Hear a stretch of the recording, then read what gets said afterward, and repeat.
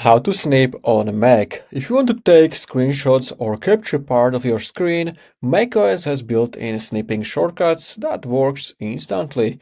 You can capture whole screen, window, or just selected area with simple key combos. Here's how to snip on Mac. So let's say I want to snip or take screenshot only of this calculator. So what we can do, we can press Command plus Shift plus 4 on your keyboard.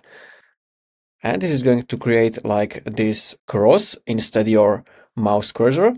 And now you can drag from one point to second point. And this is going to take your screenshot, as you can see in the bottom right. It should also appear at your desktop in some seconds. So here it is. This is my screenshot. Now I can open it and you can see my calculator. If you want to take screenshot of whole screen, you have to press instead number 4, you need to press number 3. So I'm going to press Shift Command 3. And this is going to take automatically like screenshot of your whole screen, okay? So this is for the full screen. And if you want to snip just part of your screen, Shift Command 4.